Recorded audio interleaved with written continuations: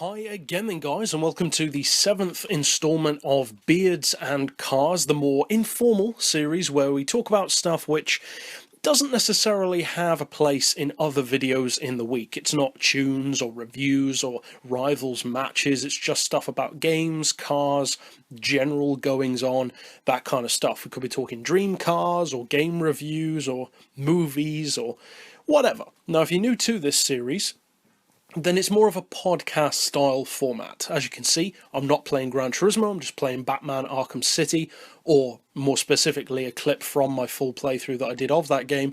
And the visual aspect of these videos is really of lesser importance. It's not really about the visuals, which is why I play different games in different episodes of this series. It's more of a podcast style layout where you can kind of have this video on in the background, maybe on a different tab if you wanted to, that kind of thing. It's more about the conversation rather than a playthrough or a tuning tutorial or anything like that. The video is almost incidental, if you will. Now, this particular episode is one which is kind of topical. It's very topical as far as the channel goes, and pretty topical as far as the world of racing games go currently. Because with this particular installment of the series, I wanted to use the opportunity and also the timing, given the videos that I've been putting out over the past week, to talk more openly, less formally, and more candidly about my thoughts of Gran Turismo Sport so far, the closed beta. Do I have high hopes still for the game? Are my hopes higher or lower? Do I think, honestly, regardless of any business ties or sponsorships, which I incidentally don't have, but even if I did, regardless of all that kind of stuff, would I say that you should buy it if you're a GT fan? Should you have your hopes up? If we cut past all the clickbait thumbnails and all that kind of stuff, what do I actually think? Is it just for show that I'm saying the other things? Well, I'd like to think that those of you guys who have been on the channel for a while know that no, it's not just for show. If I say something, I mean it, regardless of whether people want to hear it. And I've done that in the past, for sure. My review of Assetto Corsa certainly didn't go down well, because I thought that game was garbage, quite frankly. And I still feel that way. But as far as GT Sport goes, I would say that my thoughts are condensed into kind of different pockets in each of those four primary review portions, which I did over the last week. And incidentally, on a very slight side note, I'd like to take the opportunity to thank you guys for the incredible views, as well as obviously newcomers as well, who brought the incredible views that those review videos have got. The first one last Saturday has now got about 18,000 views since last Saturday. That's pretty amazing, especially for a channel of this size. Now, as well as that, we've now, today in fact, passed 6,000 subscribers. And again, I'd like to thank you guys for that, especially those, of course, who have been around for the longest. That will always be the portion of people who I have the most gratefulness for, because jumping on a bandwagon when it's bigger, as cool as it is easier to do. It's not as easy to follow a smaller crowd, so I really do appreciate that. As far as the 6K mark goes, I don't have anything specific in mind for it. It's not really that kind of milestone. The 5K mark is. I think our next major milestone will be the 10K mark, where I'll do, more giveaways, that kind of stuff. But you don't really count the stuff in between that as much. Maybe that's just me, but I don't have anything planned for 6K.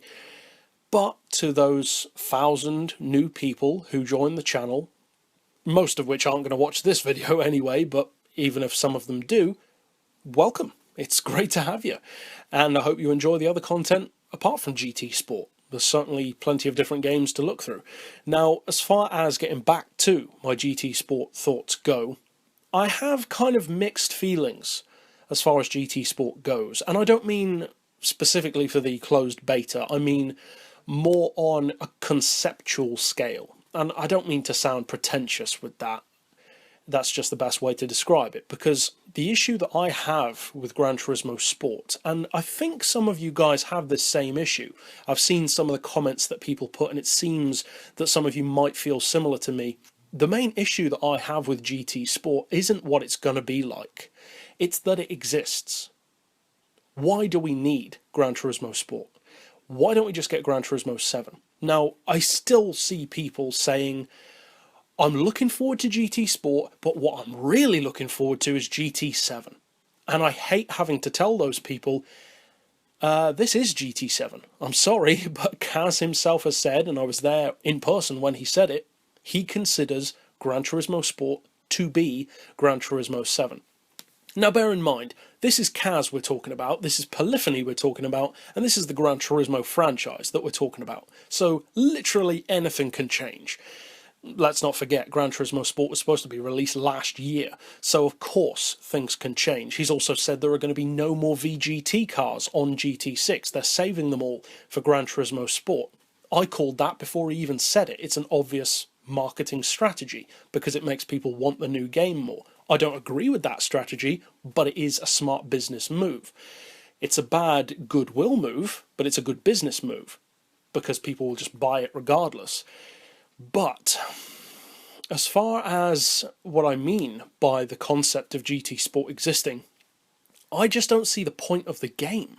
It's like Kaz is trying to accomplish something grandiose with the Gran Turismo series, the Gran Turismo franchise, and I admire that. I think it's great to try and make something that transcends being just a racing game, because after all, Gran Turismo no longer has the monopoly on being a big racing game. There are lots of games which are getting big now. Obviously, there's its main rival, Forza, but there are others too. There are plenty of racing games out there, and many of them aim for different things. Some aim more for realism, AC, Project Cars, you can make those kind of arguments. Then you've got others which aim totally more towards fun, like the Test Drive Unlimiteds, the Need for Speeds, the Midnight Clubs. And then you've got some which kind of mix between the two. I would say that the best examples being Gran Turismo and Forza. That's why I love them so much. I like my racing games to have a mix of realism and just pure conventional silly fun. I like that mix of both. Because for me, and this is a concept which people for some reason seem to find hard to understand, I don't know why, but I don't see realism as automatically equaling fun. People seem to equate those two things as if they're mutually exclusive. They're not. You can have fun with a game that's not realistic, but people these days act as though you cannot have fun with a racing game unless you use the best wheel you can buy, the biggest TV you can buy, a simulated racing seat which lifts you up and smacks your head on the ceiling when you have a crash using pneumatic pistons which cost a couple of grand. No, that's not the case. If you want to do that, good for you. If you've got that kind of cash to spare, good for you. But that's quite frankly not what it takes for me to be happy with the game. Even if I had that kind of money to spare, I wouldn't buy it because I just don't need that. All I need is a TV, a controller, and a good game. And I know that goes for many of you guys as well, because all the other stuff is just padding.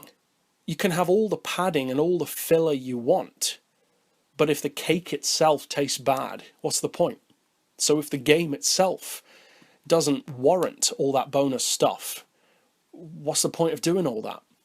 And that was my essential biggest worry about Gran Turismo Sport, because the more I learn about that game, how it has less cars, like 1/10 of the cars of GT6, roughly, or closer to 1/9 of the cars, and that it has much more FIA involvement. There's going to be stuff to do with getting real racing licenses, which of course you also have to pay for. Stuff like integrating into official racing schedules that start to recognise racing games as being as important, almost, as real racing. That's all well and good, but in the broad scheme of things, who cares? Maybe 1% of the people who buy Gran Turismo care about that kind of stuff, and those people who do care tend to be pretty fanatical about it. They go out of their minds. Those are those same guys who buy those pneumatic chairs. Good for you, mate, but the rest of us couldn't care less. For those of you guys who are like me, I know that we just go into the arcade, or into the academy races, I should say, just to win the car and the cash. We don't care about being a race driver, even if it was given to us on a platter. It's just not our thing. I know that's certainly the case for me, and I'm sure it is for some of you guys at least as well. So this whole concept of Gran Turismo Sport trying to be this almost like a boutique game, as like a shoe-in for people to start playing and ultimately end up driving a real car, that sounds great on paper, but in reality, it seems almost like they're forgetting the point of a game. They're trying to turn it into this new thing, which is more like a stepping stone to real racing rather than just sticking to making a good racing game. Because none of us, even those who are now obsessed with this whole FIA thing and being in the academy, even those guys, those fanatics, and I do call them fanatics because that's what they are, even those guys, when you started playing Gran Turismo, you didn't feel that way. Because categorically, Gran Turismo did not used to offer that. GT1, 2, 3, 4 for the most part, kind of crept into GT4 a little bit. It was kind of introduced, the idea of this academy. Then GT5, of course, GT6, and definitely GT Sport. They're building this concept into something new. And it's not that I don't like change. I love change. And if Gran Turismo Sport was an open world racing game, kind of like Gran Turismo's equivalent to Forza Horizon, I would be over the moon about that. I would have so much hype, it would be coming out of my ears. But I don't have that hype because that's simply not what it is. What it is just feels like an unnecessary addition. Like, yo dog, I heard you like racing games, so I put a racing game on your racing game. We don't care. It's just such a pointless thing. Now, people are hyped for GT Sport, and I, of course, just like you guys, am going to buy it. But if I'm honest about it, which I am, I'm not really buying it because I want it. I'm buying it because it's the only option. Because let's face it, how many of you guys would actually buy GT Sport if it was alongside GT7? Let's get real here. The sales would suffer. Because we really care about GT7. We're only buying GT Sport and getting hyped for it because it's all we have. We're like a pack of hyenas going crazy around this tiny little morsel of a fish that's left. That's not what we want. It's not necessarily a bad thing, but it's not what we want. So overall, that's the main issue that I have. I have no problem with the way they're making the game. There are plenty of people who know more about the technical side of things than I do, and I have no problem with admitting that. I am not a tech-savvy person. I know mechanical stuff. I don't know tech stuff. I have no problem admitting that. It's not what I'm qualified in. But those guys bring up great points, like about polygons and processing speed and all that kind of stuff with a console. And it's great that you know what you're talking about, and I respect that. And when you explain it and put it down in comments, I like reading that kind of stuff, like why GT Sport isn't doing it for you. It doesn't look quite good enough. It's not where it should be, given the fact that we haven't had a GT game since 2013. And I don't disagree with any of that. It could be better. And more importantly, perhaps it should be better. But for me, that isn't a deal breaker. And as I said, I will be buying the game, of course. And it's for a number of reasons. Again, to be completely honest, part of the reason is for YouTube. By all means, part of the reason is for YouTube, because you can't go stagnant or stale on YouTube. You have to keep up with the newer games. And when it comes to racing games, that is what I try to do. I don't play all of the newest games. I don't play Need for Speed. I don't play Project Cars or AC. Or I probably won't play Project Cars 2 that much, being realistic. I might do some stuff, but not really. I tend to try and focus my attention predominantly on Gran Turismo, because those are the guys that made this channel what it is, and then branching out into Forza as well, which we have been doing, building up that side of the audience as well. But to be honest, that's not something new. That has always been my end goal, to provide for both communities and bring the communities together. There are many people who do not want that to happen, and those people will never be changed unless they want to be. Some of them don't want to be. But for those who are curious, those who are open-minded, those who don't just hate because they don't like change, but are willing and open to trying something new and finding out, hey, wait a second, Forza isn't an insult, as I've said before, to your ancestors. It's this alternative. It's not better than Gran Turismo. It's just something else. People act as though it's either or. You cannot like both. It's like the old Marvel DC debate.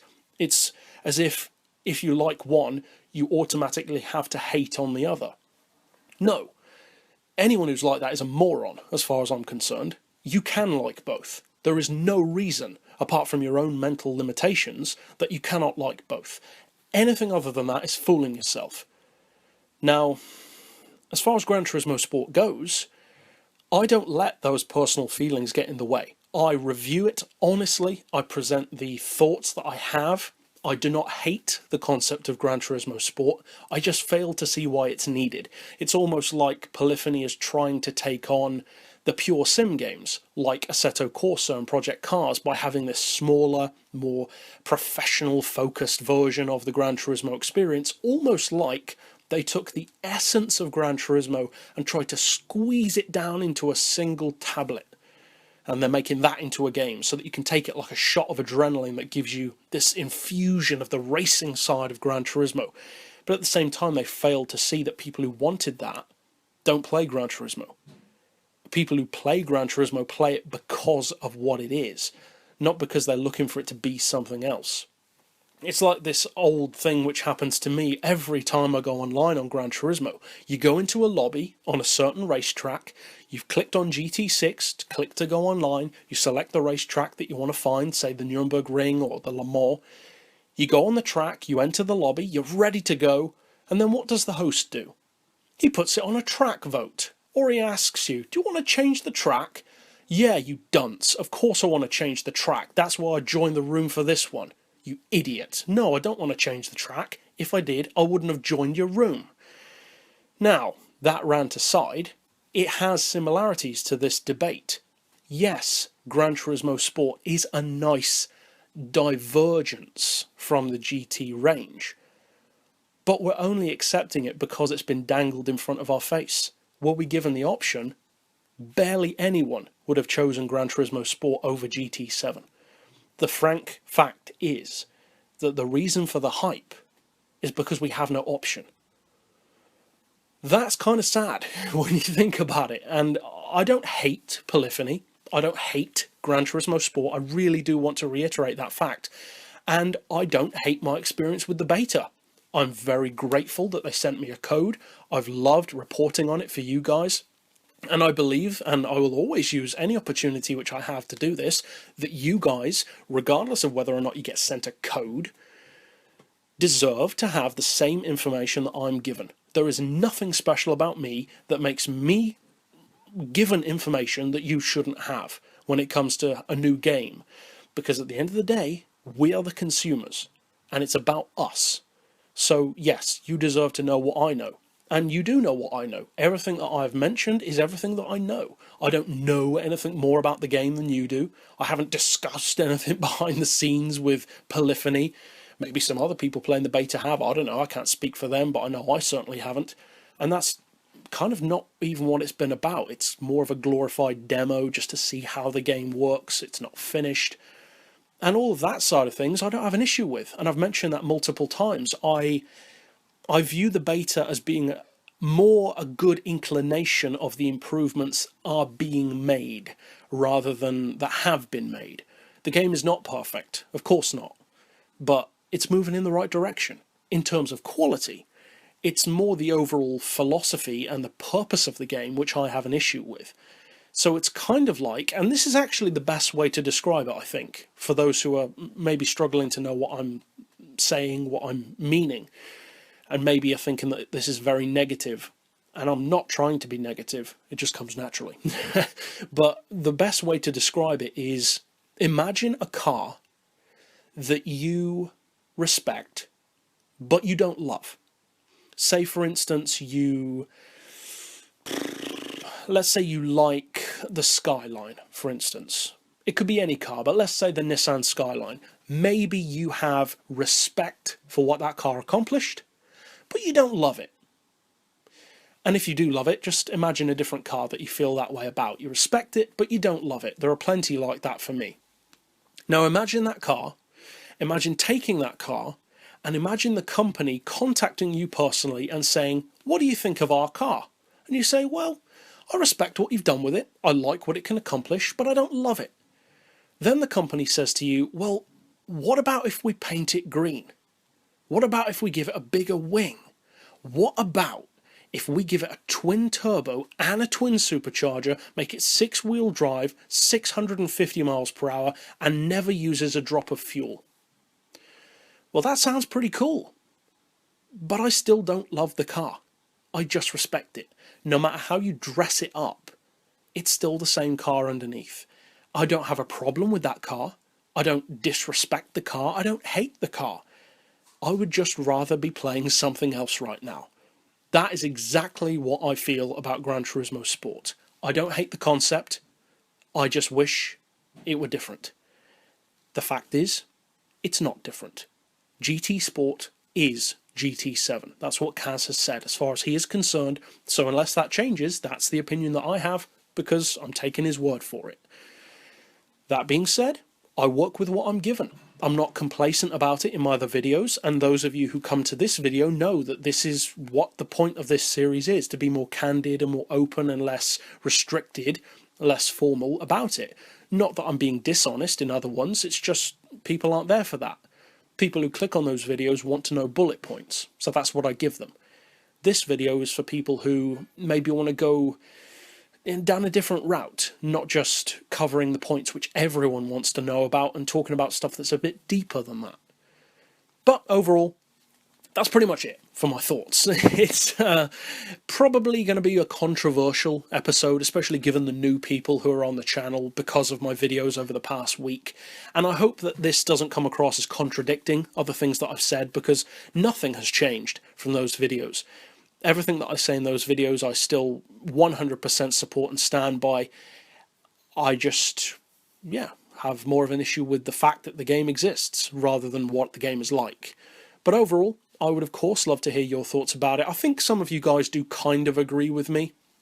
I know for a fact that some of you do, because you've mentioned looking forward to GT7 and stuff like that. But also both sides of the argument. That's the way YouTube is. And I know some people have issues with the way that I respond to people in comments. And the way I see it is, if people want to be attacking in the comments, that's fair enough. I'll attack you as well. And don't whine about it.